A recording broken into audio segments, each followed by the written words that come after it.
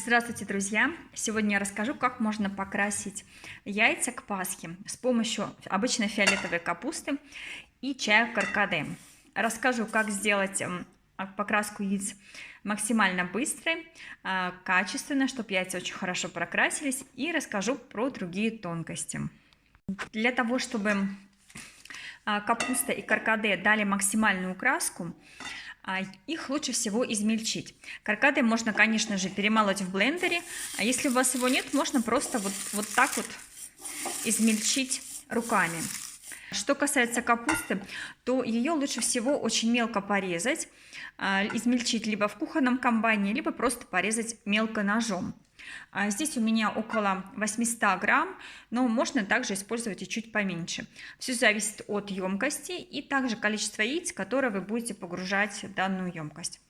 Когда вы работаете с фиолетовой капустой, обязательно оденьте перчатки, потому что иначе у вас прокрасятся руки, ногти тоже будут синие, поэтому советую использовать перчатки. Я измельчила капусту фиолетовую на блендере, посмотрите, вот так вот тоненько.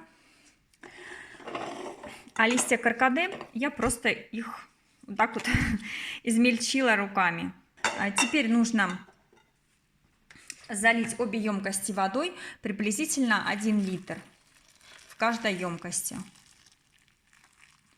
И дать настояться. И пока будет настаиваться у нас раствор из капусты и каркаде, я сварю яйца, расскажу о деталях, как их правильно сварить, чтобы они не потрескались и очень хорошо покрасились. Перед варкой обязательно просмотрите каждое яйцо, чтобы не было мелких трещин. Их порой не просто заметить. И если трещинку вы пропустите, то при окраске, особенно в темный краситель, яйцо может прокраситься тоже внутри. Если трещин нет, даже очень темная краска, она не проникнет внутрь, и белок будет у вас белый. У меня даже есть отдельное видео, когда я красила яйца практически в черный цвет, каркаде, и внутри белок был супер белого цвета. Также для того, чтобы яйца хорошо прокрасились, их нужно хорошенько помыть содой. Мою иногда просто содой, иногда с губкой. Но если вы используете губку, следите, чтобы не было на ней жира, иначе яйцо покроется небольшой пленочкой жира, несмотря на использование соды, и может не очень хорошо прокраситься. Чтобы яйца не потрескались, нужно, во-первых, как я уже упоминала, проследить, чтобы изначально не было даже мелких трещин, избегать контраста температур, то есть изначально вытащить яйца хотя бы за полчасика до варки, лучше пораньше, чтобы они приобрели комнатную температуру. И когда вы начинаете варить, обязательно добавьте парочку чайных ложек соли, заливайте холодной водой. И также начинайте варить яйца на медленном огне, чтобы яйца и вода постепенно равномерно прогревались. Все, я помыла яйца, и теперь парочку ложечек соли. Это для того, чтобы яйца не трескались, а также, если были трещинки, я их пропустила, чтобы яйцо не вытекало. Яйца у меня сварились. А теперь я их буду перекладывать в оба раствора. Посмотрите, какой получился настоянный раствор с капустой. Вот он стал более концентрированный, более темный. Здесь можно поступить следующим образом. Либо полностью вытащить, убрать вот эту капусту. Посмотрите, она и светлее стала значительно, отдала много краски. И в получившийся раствор опустить яйца. Тогда они приобретут такой ровный цвет. Можно также яйца погрузить прямо вот в капусту. Тогда в местах соприкосновения капусты получится рисунок. То есть смотрите на ваш вкус и цвет, но я сделаю именно вот с рисунком. Можно накрыть вот так вот капустой.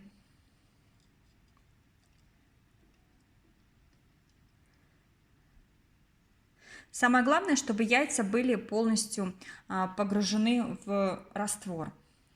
Чтобы яйца значительно лучше прокрасились, в капусту можно добавить пару столовых ложек уксуса.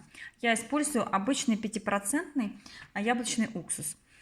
Дело в том, что уксус – это кислота, по сути, и она немножко будет влиять на скорлупу, ее, скажем так, разъедать, и краска значительно лучше проявит себя. Вот так вот немножко, парочку ложек. В каркаде уксус добавлять не нужно, потому что сам чай каркаде уже содержит много кислоты. Поэтому для чая это вообще не актуально. Добавлю еще немножко. Можно где-то 2-3 ложки добавить. Можно немножко вот так вот распределить уксус в растворе. И теперь я оставлю яйца прокрашиваться. И я буду вытаскивать постепенно в процессе прокрашивания. Но сразу хочу вас предупредить, что яйца лучше всего вытаскивать, когда вы видите, что оно приблизительно на 1-2 тона светлее, чем вам хотелось бы. Потому что когда яйцо высохнет, краска закрепится, цвет будет более насыщенный, более темный, более яркий. Теперь каркаде. Так как листья сильно измельченные, рисунок тоже может получиться хороший на яйцах, но не такой прям выраженный, когда у вас прям яйца в листьях находятся полностью. Поэтому здесь я ожидаю более равномерный рисунок. Яйца у меня полежали в растворах буквально несколько минут, и я уже достаю первое. Получился такой сизый цвет, немножко с рисунком. Самое главное, не старайтесь яйцо тереть, либо активно мыть под водой, потому что краска еще не закрепилась. Нужно обязательно либо оставить яйцо, чтобы оно само высохло, либо слегка промокнуть салфеточкой, но особо тереть не нужно. То есть вот так вот берете, слегка, буквально промокаете. Все, посмотрите, яйцо вот на глазах темнеет. А вот это вариант в капусте. Немножко есть синие отметины от капусты, где был контакт активный. И по сравнению, посмотрите, каркаде очень быстро прокрашивает. Я думаю, там просто значительно больше кислоты. Прошло полчаса, яйца высохли. Посмотрите, как хорошо проявился цвет. Теперь я достану еще по одному яйцу. Посмотрим, какой получился цвет. Второе яйцо значительно темнее. Я его немножко промокаю. Все. Посмотрите, оно более такое синее получилось. Слева яйцо, которое я только что вытащила. Посмотрите, они почти одинаковые, но когда яйцо высохнет, цвет будет еще более насыщенным. Вот такой результат у меня получился. А теперь расскажу поподробнее. Посмотрите, вот те яйца были прокрашены каркаде. Сразу скажу, что вот первые 3 цвета у меня получилось сделать довольно-таки быстро. То есть это яйцо буквально несколько минут было в растворе. Потом через полчасика я получила уже довольно-таки темный цвет. Еще глубже, темно-синий. А вот эти два яйца, они находились в растворе разное количество времени. Первое – это несколько часов, приблизительно 6. Посмотрите, какие вкрапления красивые получились. Это за счет пузырьков, которые образуются на поверхности яйца, когда оно находится в каркаде. И если вы вытаскиваете яйцо и не промакиваете салфеткой, эти пузырьки остаются, они высыхают. И потом, когда вы смазываете маслом, либо просто вот так вот пальцем убираете, остаются такие вот красивые вкрапления. Напоминает ночное небо со звездами.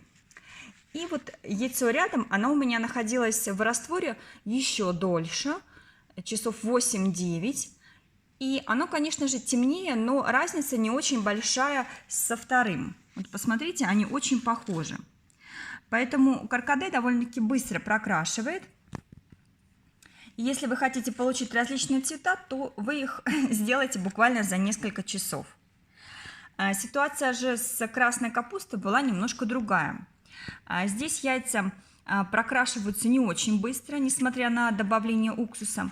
Вот первое яичко, оно такое нежно-голубое. Потом где-то через часик у меня получилось потемнее. Вот это яйцо я держала уже несколько часов, по-моему, около 2 часов.